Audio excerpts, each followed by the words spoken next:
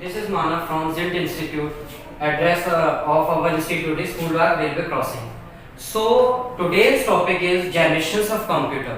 इससे पहले वाले हमने लेक्चर्स में देख लिया था कि बेसिक कंप्यूटर से लेके हमारी मेमोरी यूनिट तक। आगे बात करते हैं जनरेशंस ऑफ कंप्यूटर में। तो देखें, फर्स्ट ऑफ ऑल जनरेशन से मतलब क्या होता है? कंप्यूटर की पीढ़ी कि किस में क्या विकास हुआ है पीढ़ी में, ताकि आज हमारे पास जो टेक्नोलॉजी मिली है हमें, उसमें उन पीढ़ियों का क्या योगदान है। क्योंकि कंप्यूटर की स्टार्ट एरा हमारा 1946 से हुआ था, जब कंप्यूटर के अंदर क्रांति आना चालू हुई थी। जैसे जैसे जनरेशंस की बात की जाए वैसे वैसे इवोल्यूशन भी होता रहा। इवोल्यूशन होना इसलिए जरूरी था क्योंकि हमें अपनी रिक्वायरमेंट के हिसाब को टेक्नोलॉजी को एडजस्ट करना था। और हमने क्या किया, डिफरेंट कह सकते हैं मटेरियल्स, डिफरेंट इक्विपमेंट्स का यूज किया, ताकि आज हमारे पास जो कंप्यूटर है सबसे बेस्ट कंप्यूटर है as compared to other generations. So in this lecture we talk about the generations of computer. So starting करते हैं। जो हमारी कंप्यूटर की जनरेशन है वो 5 पार्ट्स में क्लासिफाई की गई है। कहने का मतलब टोटल हमारी 5 जनरेशंस हैं। और ये एग्जाम पॉइंट ऑफ व्यू से बहुत ज्यादा इंपॉर्टेंट है, क्योंकि फॉर एग्जांपल सीपीसीटी एग्जाम्स और कॉम्पिटिटिव जो कंप्यूटर एग्जाम्स होते हैं अदर स्टेट्स के, उनमें से क्वेश्चंस बनने की ज्यादा प्रोबेबिलिटी होती है। सो स्टार्ट करते हैं। जैसे कि मैंने बताया, फर्स्ट जनरेशन, जो हमारी फर्स्ट जनरेशन थी ये 1946 से 1959 तक रही। कहने का मतलब जो इसका स्टार्टिंग फेज था और टर्मिनेटिंग फेज था वो 1946 से 1959 तक रहा। जिसके अंदर बात करते हैं सर्किट्स। सर्किट्स क्या होता है? एक तरीके से किसी एक बेस पर बहुत सारे कंपोनेंट्स या एलिमेंट्स को फिक्स करना। तो जो इसके अंदर सर्किट का यूज किया गया था वो था वैक्यूम ट्यूब। अगर वैक्यूम ट्यूब की बात की जाए, ये वैक्यूम ट्यूब के अंदर क्या होता है, जो इंटीग्रेटेड सर्किट्स होते हैं उनको एक स्ट्रेट वे में रखा जाता है ताकि वह ट्यूब के माध्यम से इंफॉर्मेशन को ट्रेवल कर पाए। फिर इसके बाद मेमोरी कैपेसिटी की बात की जाती है। इसकी मेमोरी कैपेसिटी थी 20 किलोबाइट्स।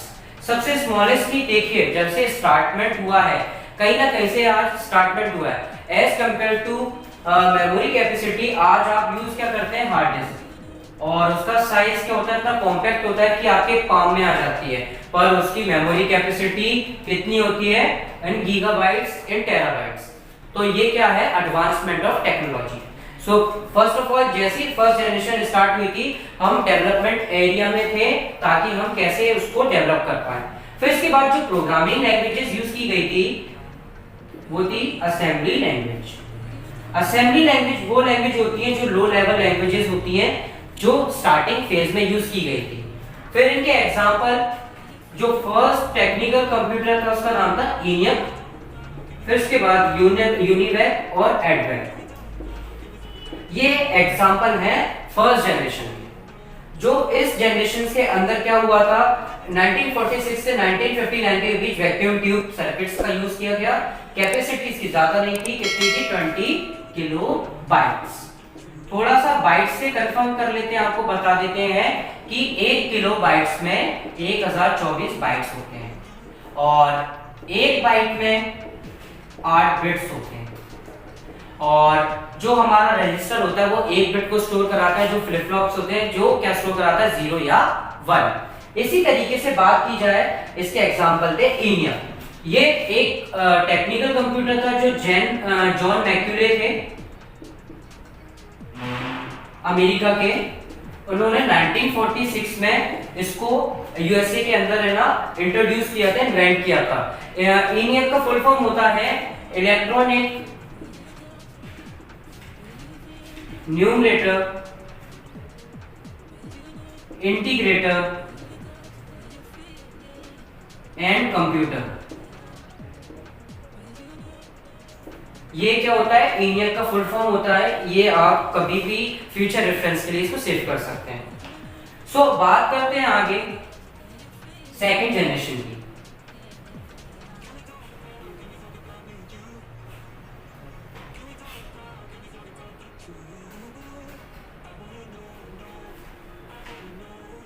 सो बात करते हैं हम सेकेंड जनरेशन की, जो स्टार्ट हुई थी 1959 से और एंड हुई 1965 में।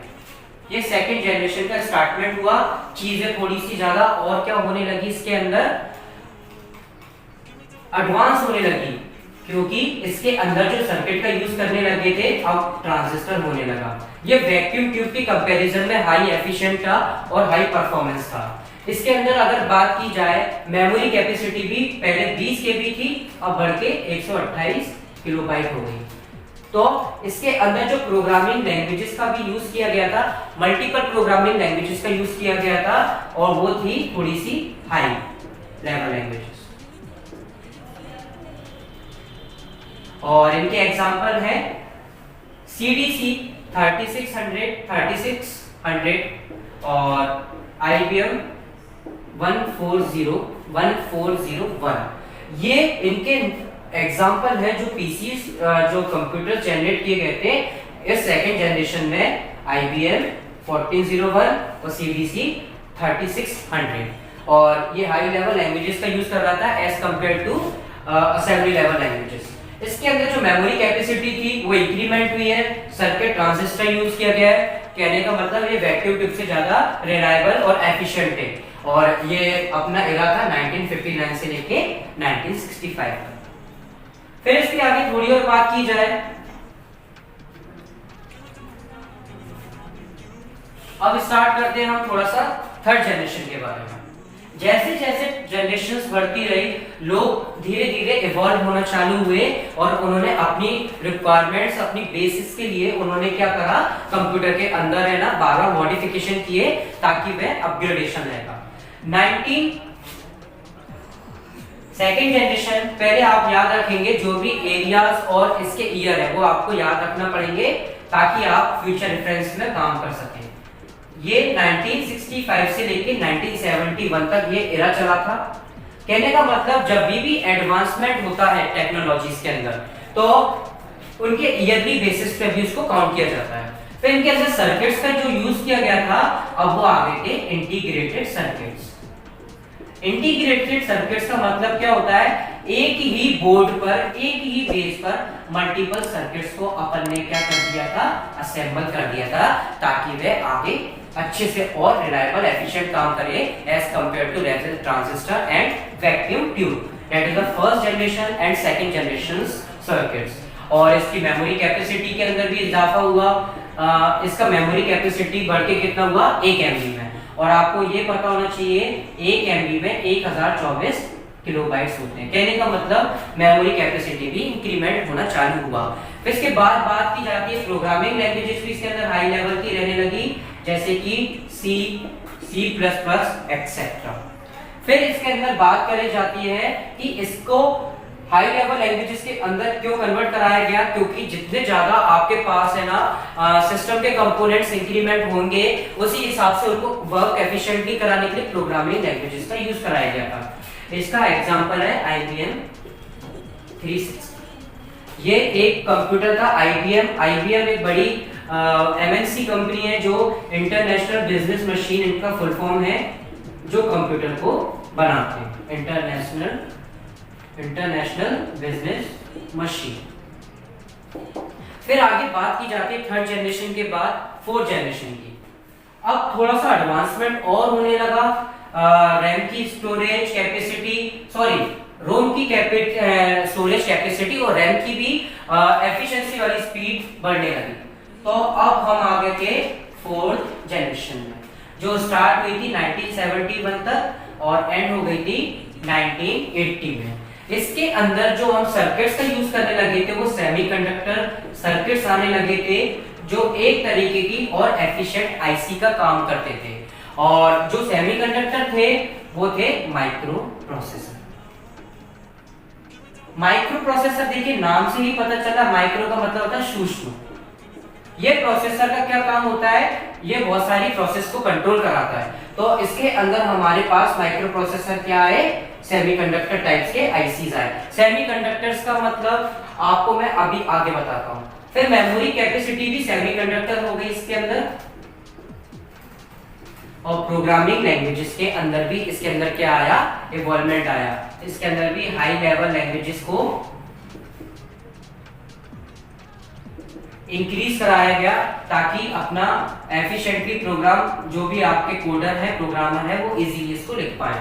और हाई लेवल लैंग्वेजेस के अंदर क्या आता है, C++, जावा। एक तरीके से फिर इसके बाद एग्जांपल लेते हैं इनका पेंटियम सीरीज। जो विंडोज सीरीज माइक्रोसॉफ्ट की आने से पहले क्या था, पेंटियम सीरीज थी, वो इसके अंदर काम करने लगी। फिर आगे बात करते हैं लास्ट और जो अभी जनरेशन चल रही है कंप्यूटर की, फिफ्थ जनरेशन। जो फिफ्थ जनरेशन थी वो 1980 से अभी तक प्रेजेंट में चल रही है। ठीक है, इसके अंदर जो सर्किट्स लगाए गए थे वो थे यूएलएसआई। कहने का मतलब बहुत ज्यादा अल्ट्रा लार्ज स्केल इंटीग्रेशन पे परफॉर्म करते हैं। ये एक तरीके से बेंचमार्क होता है जो प्रोसेसर सर्किट्स के लिए दिया जाता है कि ये कितने एफिशिएंट है और कितने रिलायबल है। मेमोरी कैपेसिटी भी इंक्रीज होने लगी, तो ये क्या होने लगी, यूएलएसआई प्लस वीएलएसआई पे वर्क करने लगी, क्योंकि memory capacity according to needs of data बढ़ता जा रहा है। इसी तरीके से मेमोरी कैपेसिटी भी इंक्रीमेंट होती जा रही है। प्रोग्रामिंग लैंग्वेजेस की बात की जाए तो हायर प्रोग्रामिंग लैंग्वेजेस का यूज करने लगे थे और मल्टीपल इसके अंदर जो प्रोग्रामिंग के एस्पेक्ट्स थे वो अपन इसके अंदर काम करने लगे थे। फिर इसके बाद बात की जाती है इनके एग्जांपल्स की, जो है एक सबसे पॉपुलर एग्जांपल आर्टिफिशियल इंटेलिजेंस। एक तरीके से आर्टिफिशियल ह्यूमन के जो बिहेवियर और जो काम होता है वो एआई से अपन सॉल्व कराते हैं, जैसे कि रोबोटिक्स। रोबोटिक्स भी क्या होता है, मैकेनिकल एक अपन रोबोट को जनरेट कर लेते हैं ताकि वो इलेक्ट्रिकली परफॉर्म करे। और इसके बाद बात की जाती है अपनी विंडोज। जो विंडोज अभी हम यूज कर रहे हैं वो क्या है, हमारी फिफ्थ जनरेशन की विंडो है। इसके अंदर हमारे पास वर्क बहुत इजीली परफॉर्म हो पा रहा है और हम एडवांसमेंट के साथ आज बहुत ज्यादा आगे चले गए हैं as compared to first generation. So generations में बात की जाए तो इवोल्यूशन बार बार होता रहा है और आगे सिक्स जनरेशन में भी होगा, जब हम लोग और भी चीजें क्या करेंगे और एडवांस कर लेंगे। एआई की जगह, रोबोटिक्स की जगह एनहेंसमेंट बढ़ेगा और लोगों की रिक्वायरमेंट्स के हिसाब से और कंफर्टेबिलिटी के हिसाब से गैजेट्स के अंदर और जनरेशंस के अंदर और साथ में आईसी जो भी आप कंप्यूटर में यूज करते हैं वो एडवांस होता रहेगा। So thanks to you all for watching this video.